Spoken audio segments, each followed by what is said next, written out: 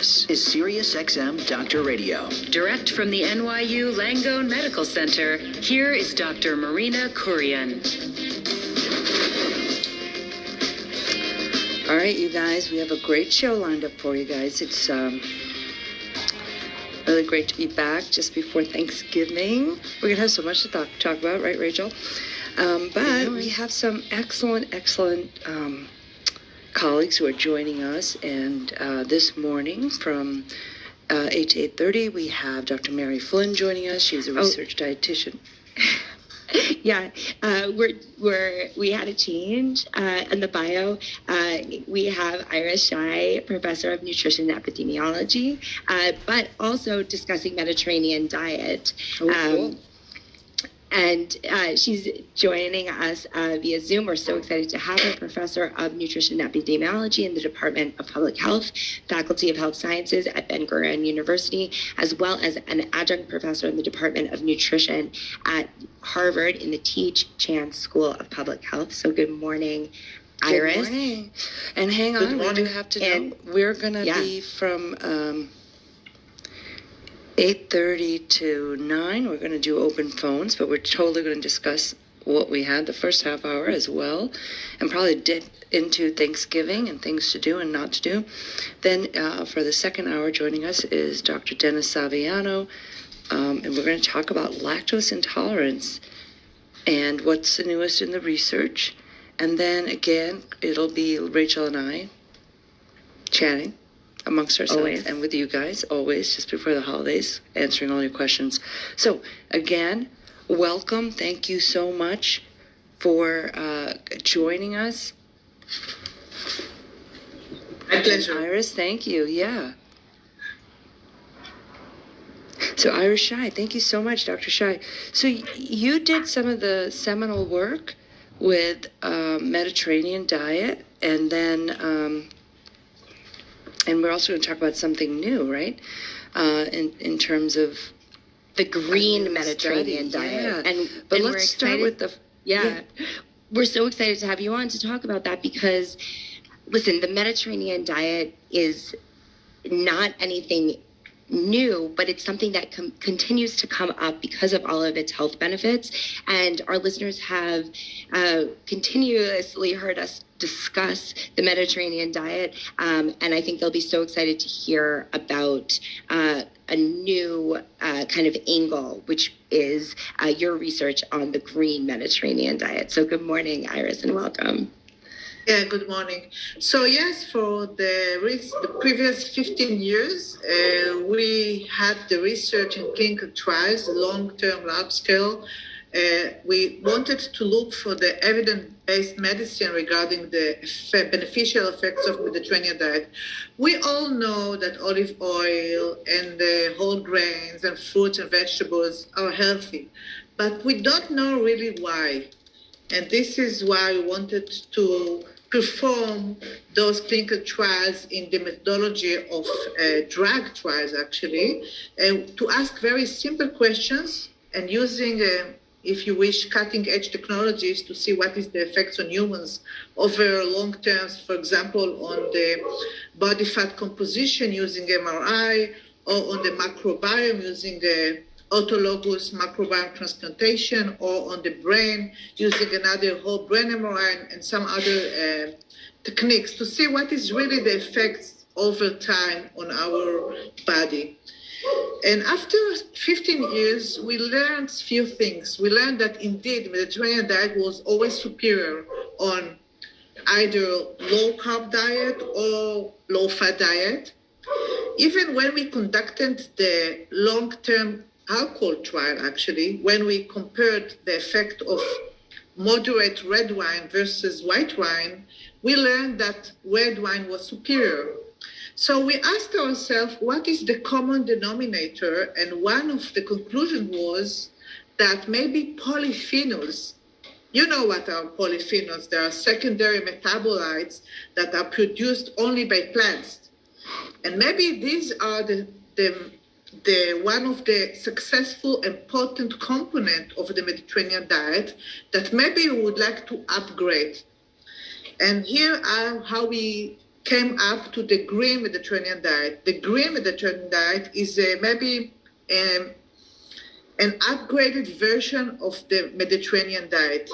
So in the Direct Plus trial, which was our last trial among hundreds of participants over years, we wanted to see whether if we amplify the polyphenol basket, we give to the participants more polyphenols even than the Mediterranean diet. If we double the consumption, you know that olive oil is rich on polyphenols. You know that indeed the resveratrol in red wine is the potent component of the red wine. You know that ECGC is the polyphenol that is the potent in green tea. So maybe, and the polyphenols in the walnuts, which are very successful. So we ask ourselves what happens if we double the polyphenols, and this is the green Mediterranean diet. We feed it to people. Iris, can we just back up a little bit? How, what is a diet? What would what would a meal look like if you're doubling the polyphenols in there? And again, for our listeners, these are metabolites or products of digestion of plant-based products that we're talking about. Of course, I perked up when you said resveratrol because of the stuff that's in the red wine. I did. I was like, yeah, that was a story back then. And also the green tea. I remember there was something about you had to have 5 cups of green tea a day. Do you remember that was a thing that came out for your maximum health? I have a lot of green tea in the house. It's not for me, but the men in the house drink that, Okay, so yeah, we had to come up with a regimen for the years for the 2 years. So it's very simple. We added each day to the participants, actually we fed them with 3 to 4 cups of green tea that they had to consume every day, and 1 green shake of Mankai. Mankai, now you should ask me what is Mankai. On top of walnuts. Again, they had the best Mediterranean diet that they could have in one arm, which it's a lot of olive oil and fruits and vegetables. This is rich in polyphenols, and red wine. On the second arm, that was the same diet, but we added more of the green components that in this case came from green tea and the Mankai, which is maybe the star here. Yeah, what is Mankai? Okay, Mankai is actually a duckweed. What's duckweed? Okay, it's unknown. It's okay. Don't feel bad about it. It's really actually the smallest aquatic plant on the earth. Is an Asian. Actually, it was born in Asia, the Far East, and now it's grown in monitored basins. In Israel, it was actually cultivated in Israel to have very high levels of protein, iron, and unbelievably, it produced also B12 vitamin. But the most exciting thing in this green component, the smallest plant in the world, is that it had maybe during its evolution, because it's so small, to produce a lot of polyphenols.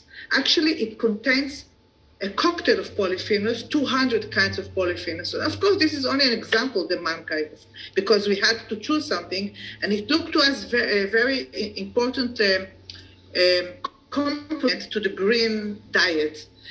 So this green... and I'm taking a look at the pictures of the Mankai, and it fits right in, because of course it is extremely green, and it almost looks like how... I would say like how matcha is commercially Matcha in the wild? I've only seen it as a powder. Now you got me. Am I going to go on Google now? My goodness. Actually, it looks like, because it's so small, you take it as is. You don't take extracts. You take the whole plant, and this is maybe one of its secrets, because it's a capsules of vitamins, which is very nice and freshy to understand that you provide people the whole plant. You don't break, you don't take extract of something. And the more we know about the plant, we know that we don't know why it's so potent, because it has, more than the vitamin A, vitamin E, iron, whole amino acids, and zinc, and he has the fact 200 it has, kinds of polyphenols. For people who are listening, you as a vegetarian or you had to eat meat to get B12. So the fact that this plant has vitamin B12, I heard you correctly, right, Dr. Shai? That we didn't believe B12. it, actually. You don't believe it? Yeah, we sent it. Yeah, we didn't believe it, and we sent it to three laboratories over the world, 3 different actually continents even, to see is it really true that it contains B12. Actually, it's true. It has B12, and the true formula, not the pseudo of the B12. You know that some other plants do have contain some B12, but they are not well absorbed in humans, and this one has the right formula of B12, and it's bioavailable to humans.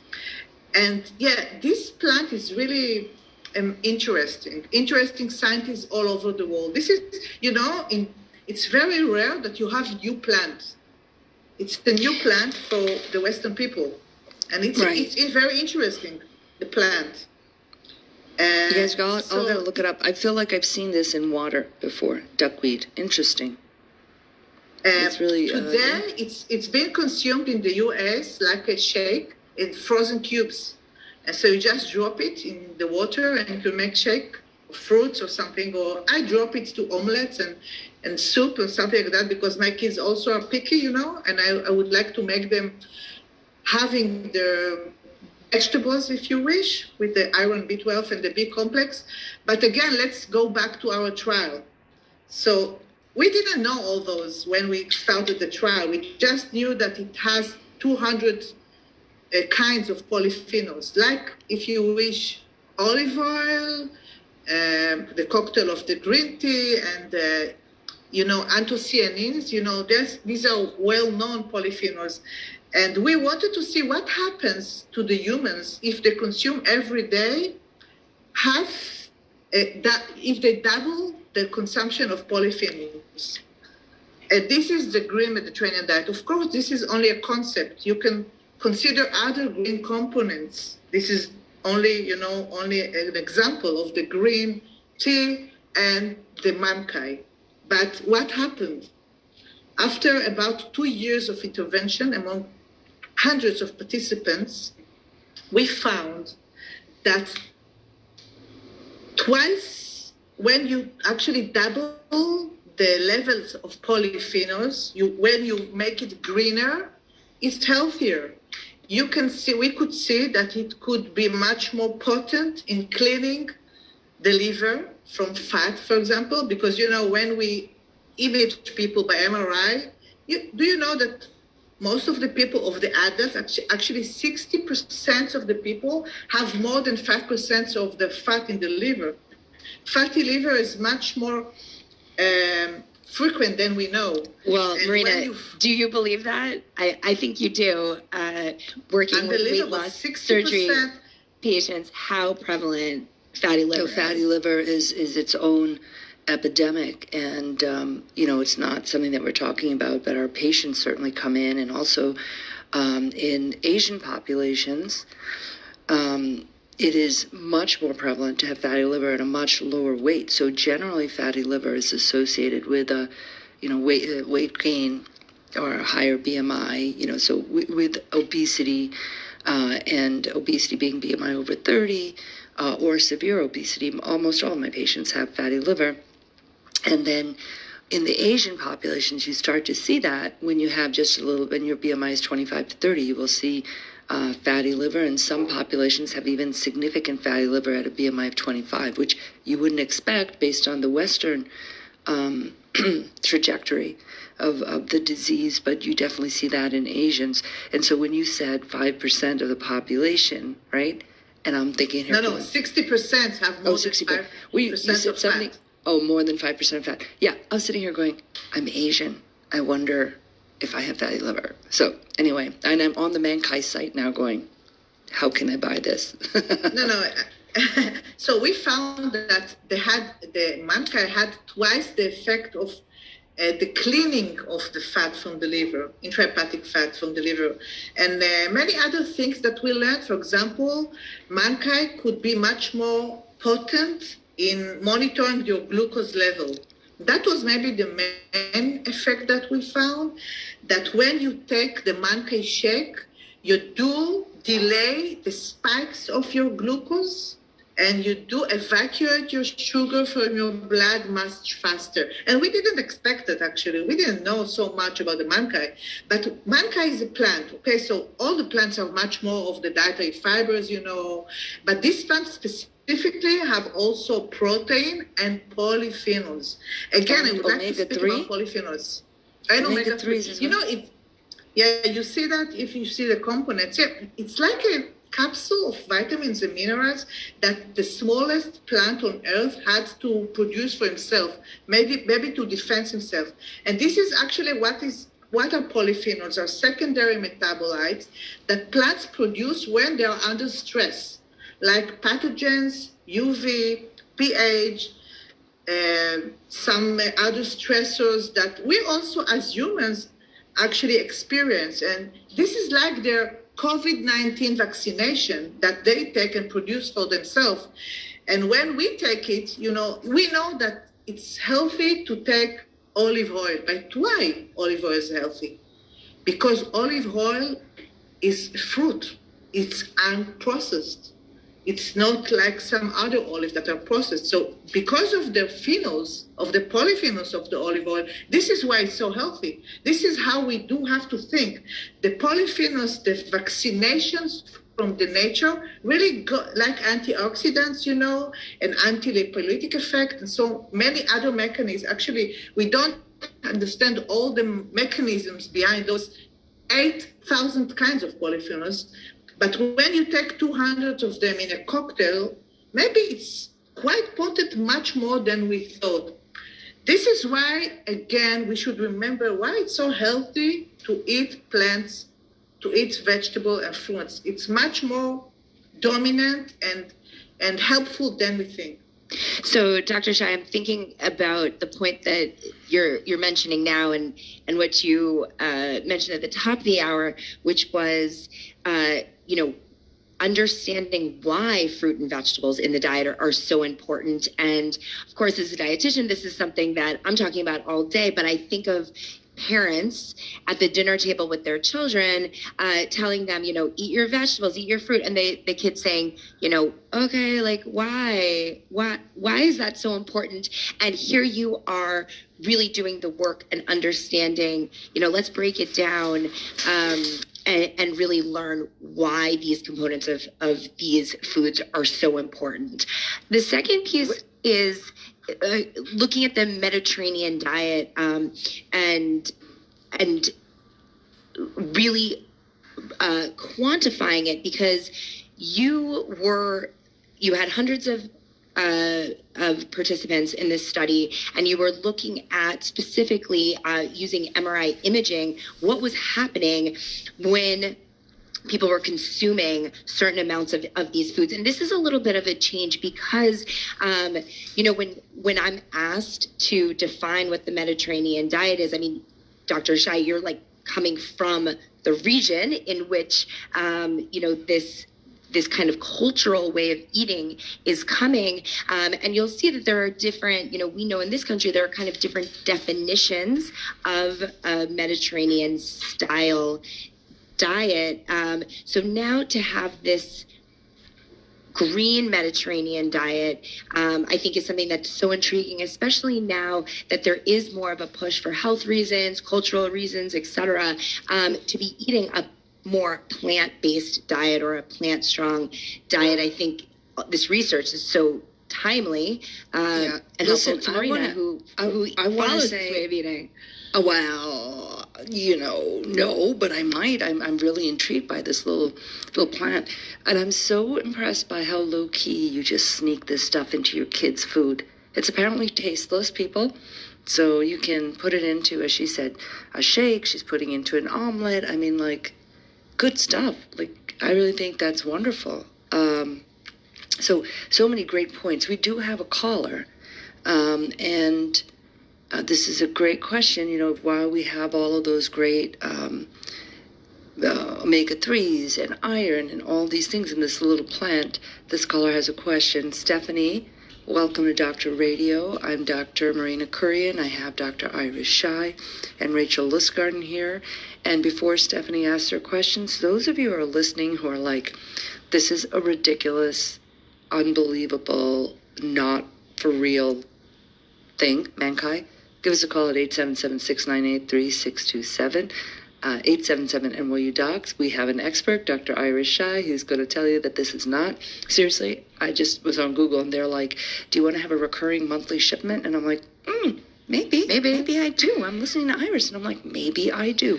All right, Stephanie, welcome to Dr. Radio. What is your question or comment for us?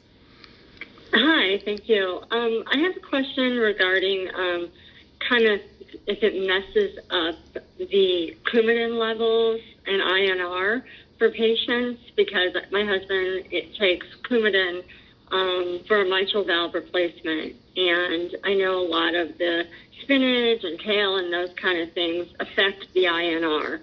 So I was curious if this little wonderful plant does the same thing. So specifically, Stephanie, and those of you guys listening, when we talk about green vegetables messing up, you know, the blood thinner levels, it's specifically for coumadin or warfarin, and it has to do with the vitamin K that is in the plants. Interestingly, when I put my patients on protein shakes and stuff, there's vitamin K in protein shakes as well. So anyway, that is why, you know, Stephanie, that your husband can't take certain foods, because if he's eating vitamin K, then the blood isn't as thin, because the warfarin works by blocking the vitamin K function. So Iris, what do you think?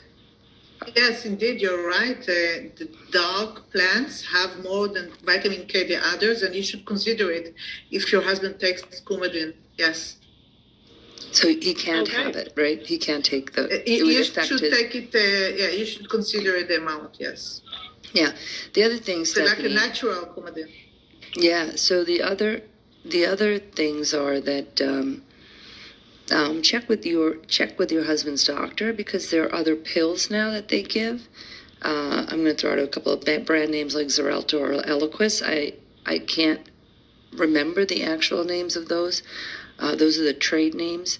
The generic names are hard to pronounce as well. With a mitral valve. Oh, okay. All right. Well, so anyway, I would look into the Mankai, but maybe in small doses he can. I know some of our patients are just on a higher dose of coumadin because of their diet. But okay, thank you so much for your call. Again, those of you guys that are listening, we're talking with Dr. Shai, Professor of Nutrition and Epidemiology in the Department of Public Health, Faculty of Health Sciences, Adjunct Professor at the T.H. Chan School of Public Health at Harvard. We've been talking to her about Mediterranean diet, but also this new thing called the Green Mediterranean diet. So let's go back to it, Iris. Let's talk about the MRI and your findings. And you started to mention that, you know, it takes blood sugar down. We have talked about glucometers, and wearing a glucometer, which measures your blood sugar and can do it like the Freestyle Libre does it for 14 days. And there's another one that does it for, I think, a little longer. And they're coming out with one that's going to be a 6-week. But it helps you sort of modulate your diet and what's happening in your body to understand how certain foods affect you, because it's probably very individualized. Like somebody can eat a donut has a completely different response to it than if I eat a donut, which I dream about doing, but I don't. I'm holding back. So talk to us about that, and also if you measured all this with a glucometer as well.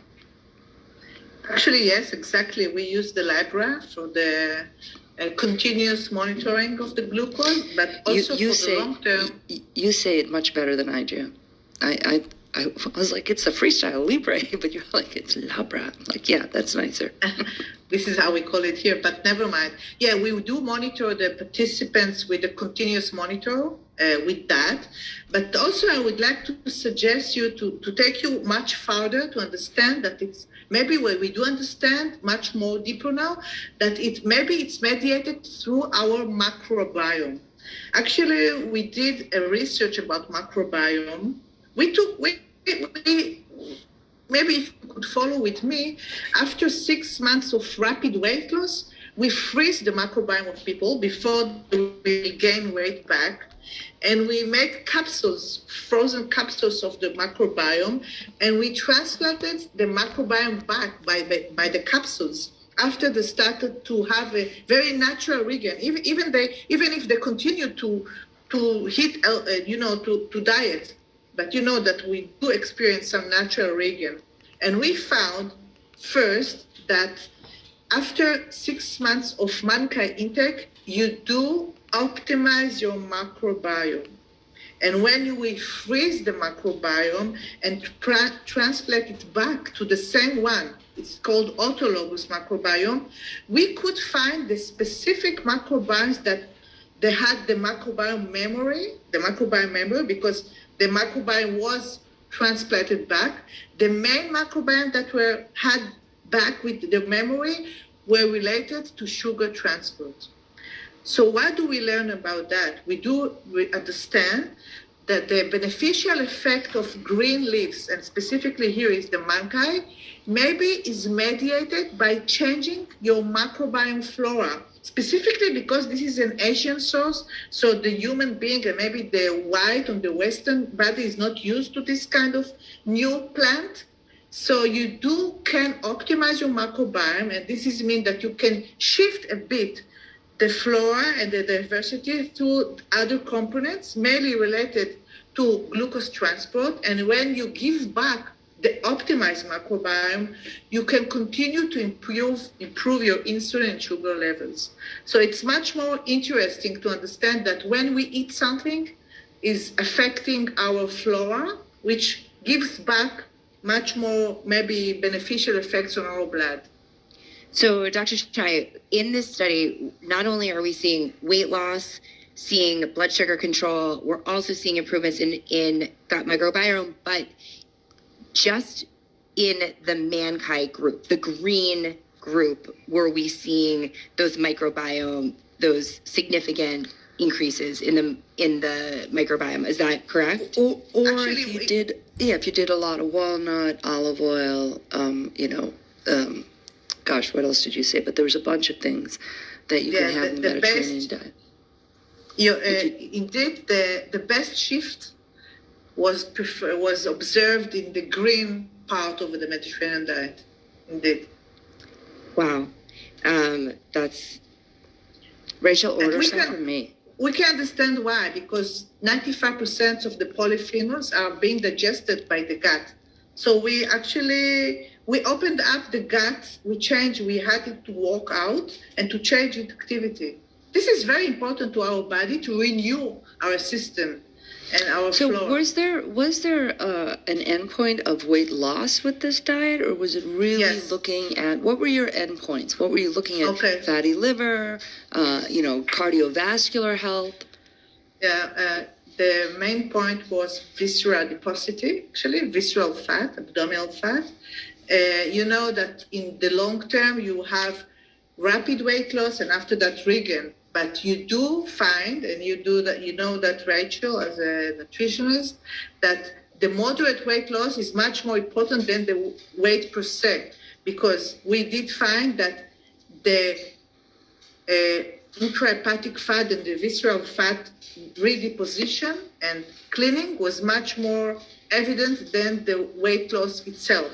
And this is another message, when we switch to good diet, it's beyond diet and beyond weight, much more beyond that.